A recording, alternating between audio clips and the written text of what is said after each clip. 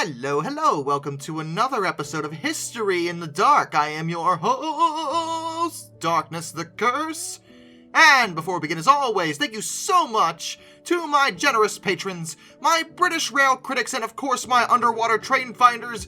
You are the reason why this content remains dramatic. And today, we're going to be discussing George Orson Welles, generally just credited as Orson Welles, who may in fact be one of the most legendary actors, directors, producers, and screenwriters in history. He's actually one of my favorite people, historically speaking, purely because I think he's just a fascinating individual with a tremendous repertoire, even though he was also a flawed character, as many famous writers tend to be. Either way, though, this is the story of the life and times of Orson Welles.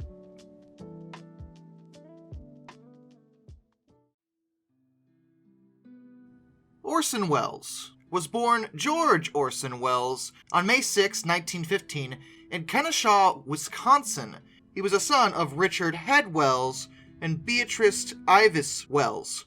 His family was actually pretty well off early on, but he encountered hardship in childhood.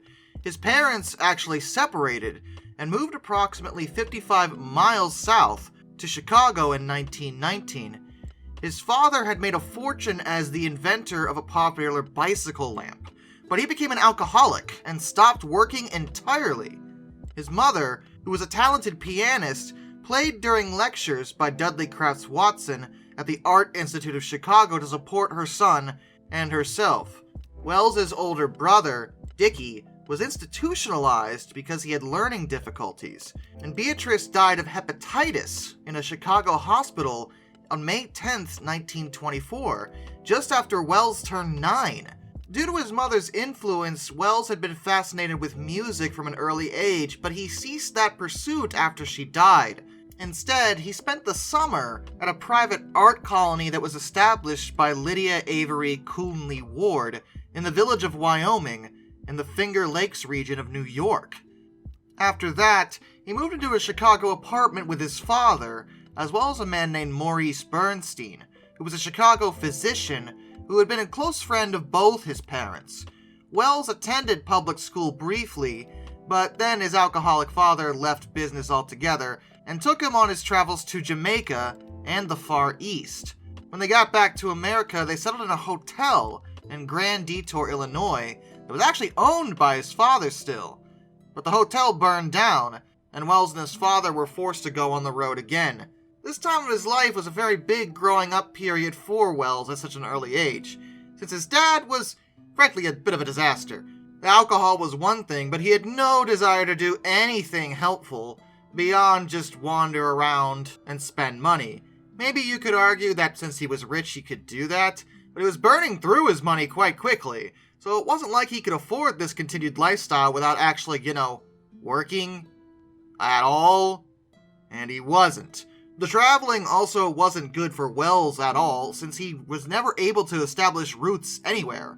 He was briefly attending public school again in Madison, Wisconsin, in the 4th grade, but on September 15, 1926, he entered the Todd Seminary for Boys, which was a really expensive independent school in Woodstock, Illinois, that his older brother, Richard, had actually attended 10 years before until he was expelled for misbehaving. But it was there that Welles was able to establish some level of roots.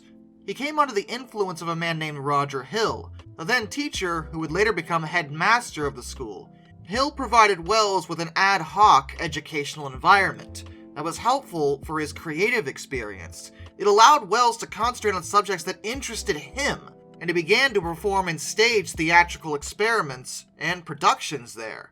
Hill clearly saw the creative genius behind Welles even from an early age, as Welles had access to not just the theater, but also the school's internal radio station. It was on that station that Welles was able to perform an adaptation of Sherlock Holmes that was actually written by him. On December 28, 1930, when Welles was 15, his father died of heart and kidney failure at the age of 58, alone in a motel in Chicago. It was shortly before that Welles had told his dad that he would stop seeing him, believing it would prompt his father to refrain from drinking. Obviously, that hadn't occurred, and as a result, Orson felt guilty because he thought his father had drunk himself to death because of him. Additionally, his father's will left it to Orson to name his own guardian. Initially, Orson asked Roger Hill, but he declined, so Welles chose Maurice Bernstein. He graduated from Todd in May of 1931, and he was awarded a scholarship to Harvard, while his mentor, Roger Hill, advocated he attend Cornell College in Iowa instead. However, Orson instead chose to travel.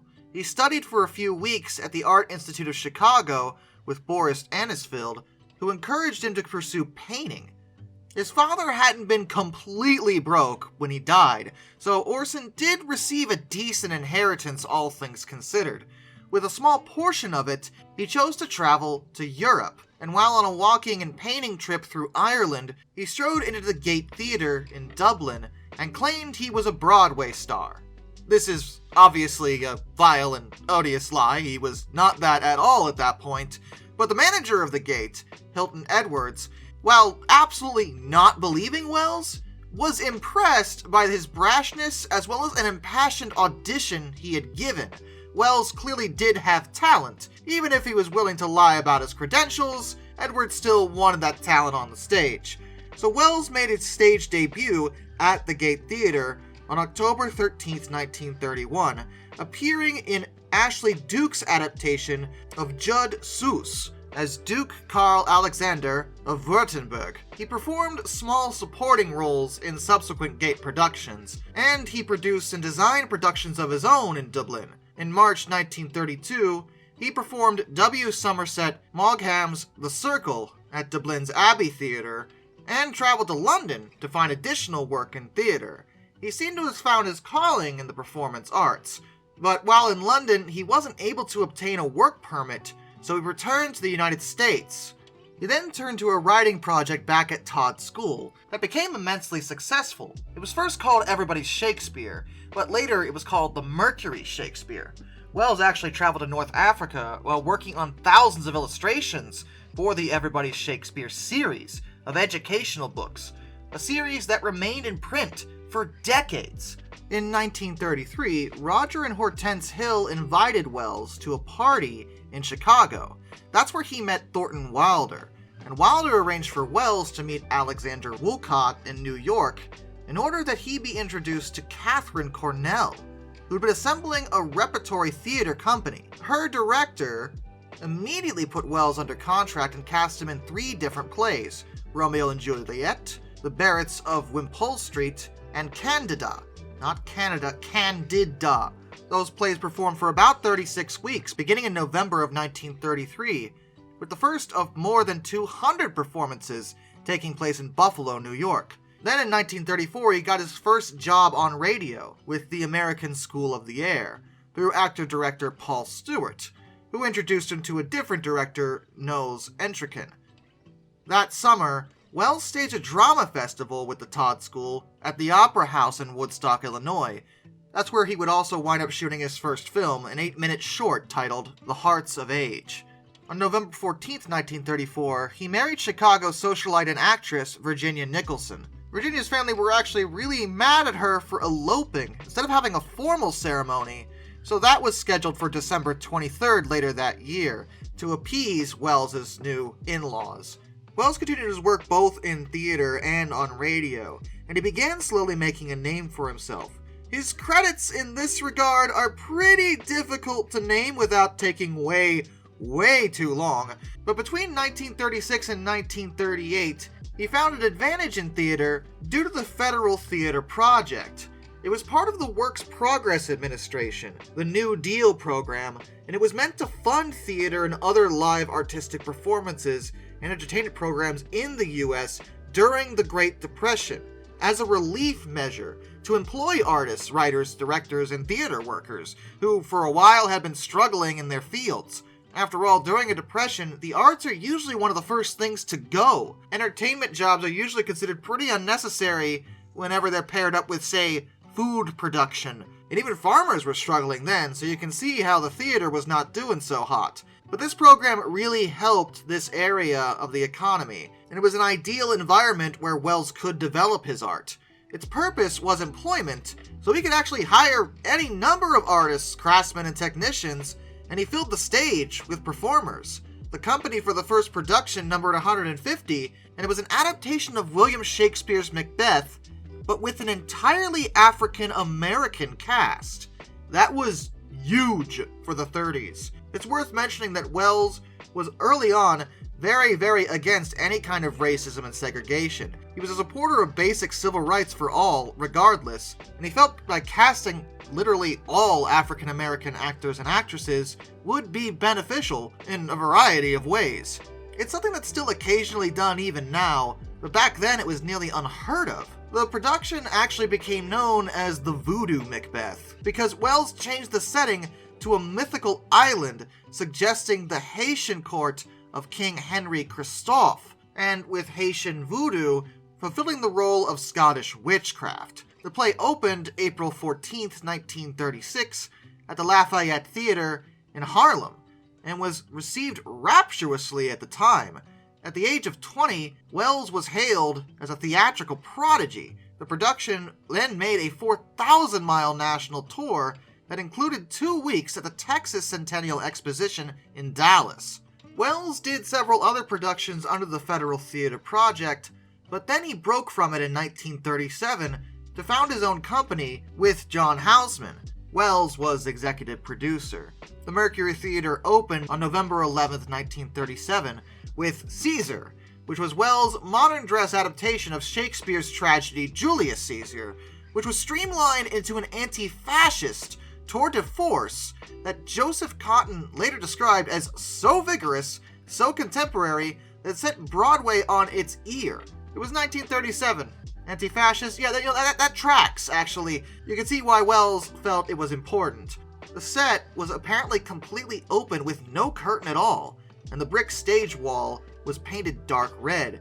Scene changes were achieved by lighting alone. On the stage was a series of risers, squares that were cut into one at intervals, and lights were set beneath it, pointing straight up to evoke the Cathedral of Light at the Nuremberg rallies. It's worth mentioning at this point that when it comes to his theatrical talents, whether it be as an actor or director, Welles was, at his core, an artist, and he was really good at pushing the envelope when it came to being an artist. That was 90% of what he did. Everything he did was actually very influential overall, and he continued doing that for almost his entire life when he could.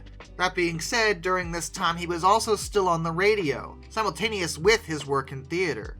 Between 1935 and 1937, he was earning as much as $2,000 a week on the radio, shuttling between different stations at such a pace that he would arrive barely in time for a quick scan of his lines before he was even on the air.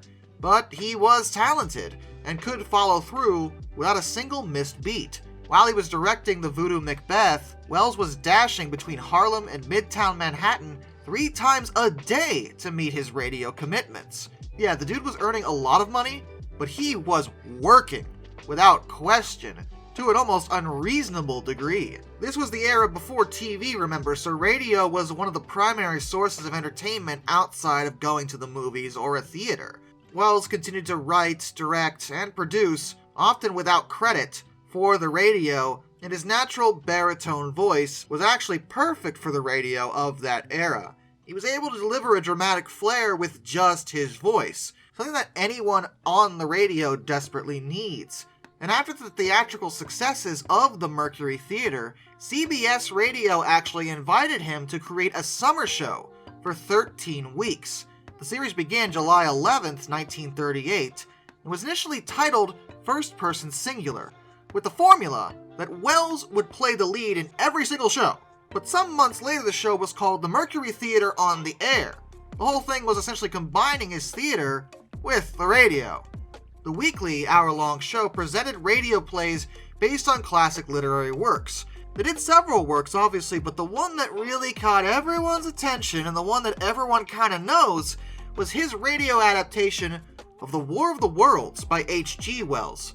no relation to Orson. On October 30th, 1938, it brought him instant fame, partially because the combination of the news bulletin form of the performance with the between breaks dial-spinning habits of listeners was later reported to have created widespread confusion among listeners who failed to hear the introduction, which clarified that this was in fact a performance and not a real alien invasion. Now, the actual panic that was caused by this was not nearly as bad as everyone seems to make it out to be. It has been largely exaggerated over the years. People weren't that nuts or crazy or dumb. And they weren't all just jumping off buildings and screaming violently in the streets and looting and all this stuff. It was not that bad. But there was a bit of a panic, a small panic, as some of the listeners did believe that the fictional news reports were of an actual Martian invasion. But the realistic portrayal of the War of the Worlds over the radio brought Welles instant fame, and that growing fame drew Hollywood offers. But Welles was very independent when it came to his mindset, and he resisted the offers at first. And then the Mercury Theater on the Air, which had been a sustaining show that was without any kind of sponsorship, which Welles liked, was then picked up by Campbell's Soup, of all people, and they renamed it the Campbell Playhouse, which sounds like a kid's show. The Mercury Theater on the Air made its last broadcast on December 4th, 1938, with the Campbell Playhouse beginning 5 days later.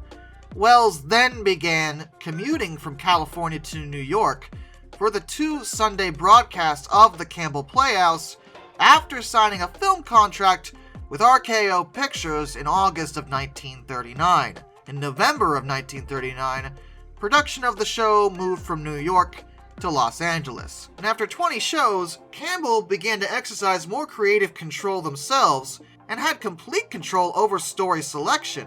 This frustrated Welles, who enjoyed being somewhat in charge and having creative direction over what he was presenting. He wasn't just the performer, he was the producer and director.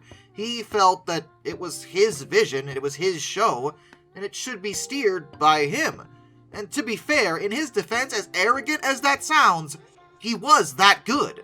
So it didn't seem reasonable for a man in his position to accept a soup company telling him what to do. And I get that. I actually completely empathize with that position, because I hate being told what to do too. Once his contract with Campbell came to an end, Welles did not sign on for another season. After the broadcast of March 31st, 1940, Welles and Campbell parted ways amicably. He didn't make a big stink about it, but he did not want to work with them anymore. But, like I said, he had signed a contract with RKO. The contract, which was offered by George Schaefer, the president of RKO, is generally considered to be the greatest contract offered to a filmmaker, much less to one who was untried. It engaged him to write, produce, direct, and perform in 2 motion pictures. And the contract subordinated the studio's financial interests to Welles's creative control, which broke all precedents by granting Welles the right of final cut. This was a dream come true for Welles. First of all, he was producing an actual film, doing pretty much every part of it, but also he was being given top financial backing and creative control for what he really wanted to do. After signing a summary agreement with RKO on July 22nd, Welles then signed a full-length 63-page contract on August 21st, 1939. The agreement was actually bitterly resented by the Hollywood studios and persistently mocked in the trade press, as really no one felt that RKO was making the right decision here. It went completely against how every other studio, including themselves, had operated up until that point. Why would they bet all their chips on this one dude? That seemed like a really bad idea. And even when you say it out loud, yeah, it does sound ridiculous. No matter how much of a genius someone may be, betting all your financial backing on just them is a hefty risk, especially for a large company like RKO. But George Schaefer really believed in Orson Welles, and was really impressed by what he had done so far, and wanted to see it translated into a motion picture. Now, RKO did reject Welles' first 2 movie proposals, but the third was agreed on. Citizen Kane. Yes, that Citizen Kane. the wildly hailed as one of the greatest films ever made, Citizen Kane. That was the first film that Welles delivered to RKO. Although, fun fact, initially, Citizen Kane actually didn't do that well when it came to its first run, though that was partially due to the fact that it was based loosely on the life of one William Randolph Hearst. And Hearst newspapers, of which he owned many, barred all reference to Citizen Kane and exerted enormous pressure on Hollywood to shelve the film entirely. In fact, George Schaefer received a cash offer from MGM's Louis B. Mayer and other major studio executives if he would personally destroy the negative and existing prints of the film. Sounds insane, because it was, but it was finally given a limited release and was received to overwhelming critical praise. It was voted the best picture of 1941, but the delay of the release and the uneven distribution caused it to have mediocre results at the box office. After it ran its course theatrically, it was retired to the vault in 1942. But after World War II, the film's reputation grew after it was seen for the first time in 1946 in France. Once it began to appear on television in 1946, it was re-evaluated again, and that year was also re-released theatrically. Welles went on to create multiple other films, such as The Magnificent Ambersons, Journey into Fear, The Stranger, The Lady from Shanghai, and Macbeth. He also worked as a goodwill ambassador to Latin America, and worked on the radio during World War II. But when it came to film, he started having trouble when it came to creative control again. Even within his own contract, he was viewed as an outsider to the studio system, and many of his films wound up either heavily edited or remained unreleased entirely for many years. When he went to South America to film the documentary It's All True, RKO actually cut more than 40 minutes from The Magnificent Ambersons and added a happier ending, which was against Welles's wishes. The missing footage from the Ambersons has actually been called the Holy Grail of cinema. When Universal edited a different film called Touch of Evil, Welles wound up writing a 58-page memo regarding his issues with the cut, which Universal completely ignored. The point was, Welles was growing increasingly frustrated when it came to Hollywood at large. He was an artist, he wanted to do it a certain way, but the film studios generally, at a certain point, started wanting control over the projects, not allowing him to actually do what he wanted to do. Between 1948 and 1956, he actually worked primarily in Europe, outside of the overbearing Hollywood control. It's where he did some more of his finest work, such as an adaptation of Shakespeare's play Othello. Starting in 1955, he actually started working in television as well, directing 2 television series for the BBC. He returned to Hollywood between 1956 and 1959, and began filming a projected pilot for Desillo, which was owned by Lucille Ball and her husband Desi Arnaz, who had recently purchased the former RKO studios. The film wound up being The Fountain of Youth, based on a story by John Collier. Originally, it actually wasn't deemed viable as a pilot, so the film didn't air until 1958, when it won the Peabody Award for Excellence. This is just peak Welles here, okay? Everyone above him thinks it can't work.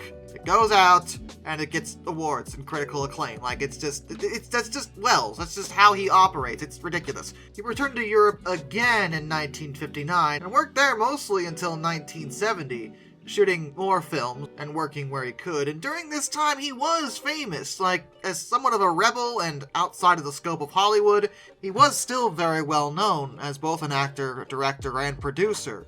And naturally, this began to affect his personal life. I did mention he married Virginia Nicholson, but that didn't last very long. They were married in 1934 and separated in December of 1939, finally getting divorced on February 1st, 1940, because Welles, well, one of his biggest flaws, very, very similar to Howard Hughes in this regard, is he just could not stop chasing after women. He was completely unfaithful at all times, with everyone, and you'd think, once again, much like with Hughes, that if you are able to get the attention of some of the most beautiful women on the planet, you might be faithful to at least one of them. No, not Orson Welles. After his divorce, he began a relationship with a woman named Dolores Del Rio, and the relationship was actually kept secret till 1941, when Del Rio, who was also married, filed for divorce from her second husband.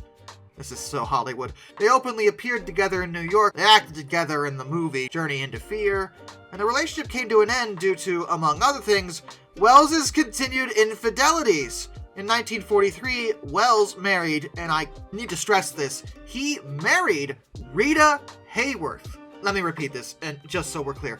Rita Hayworth. Like, as in one of the 1940s top stars, as in the top pinup girl for GIs during World War II. That Rita Hayworth. Orson Welles married Rita Hayworth and had his second child with her. They only lasted 4 years because, true to Welles's continued inability to remain faithful, even though he had married who many men in America considered literally the most beautiful woman in the world at that point, he still cheated on her. A lot. It wouldn't be until 1955 that Welles would marry again to Paola Mori, who was an Italian aristocrat who starred as Reina Arcadin in his 1955 film, Mr. Arcadin. They never divorced, but Welles, well, continued to be Welles. Though, interestingly, when it came to Hayworth, it seemed like Welles never really forgot about her. Maybe there was some part of him that realized he had totally screwed that up, who knows, because the evening before his actual death, during his last interview, he called Hayworth one of the dearest and sweetest women that ever lived, and that he was lucky enough to have been with her longer than any of the other men in her life. So, who knows? It's hard to say with Welles. When it came to his personal affairs, he was really bad at that, but he was talented at what he was doing, and he continued to be talented when it came to what he was doing. Many of his projects wouldn't actually be released until after his death, with his final film, The Other Side of the Wind, being released in 2018. As for his attitude and general opinions on things, well, he was always kind of a frustrated individual, not feeling like he was getting his due when it came to creative freedom. That's why he spent so much time in Europe, but even then, in order to fund his various projects, he wound up having to perform a lot of roles that he just didn't feel like doing, mostly commercials. Now, Welles had a good voice and was good at delivery, so of course he was sought after for these kinds of roles, but he would never do any one of these without some level of frustrations towards the blatant corporate consumerism that he just could not tolerate at any point. We know a remote farm in Lincolnshire where Mrs. Buckley lives. Every July, peas grow there. Do you really mean that? Yeah, so in other words, I'd start half a second late. Don't you think you really want to say July over the snow? Isn't that the fun of it? If you can make it almost when that shot disappears, it'll make I think it's so nice that you see a snow-covered field and say every July peas grow there. In July. I don't understand you then. What must be over for July? When we get out of that snowy field. When I was out, we were onto a can of peas, a big dish of peas when I said in July. That's just idiotic, if you'll forgive me by saying so. That's just stupid. In July. I'd love to know how you emphasize in July. What? Could I have just one more take of that? Why? I just did it right. Yeah. Look, I'm not used to having more than one person in there. One more word out of you and you go. Is that clear? Yes, sir.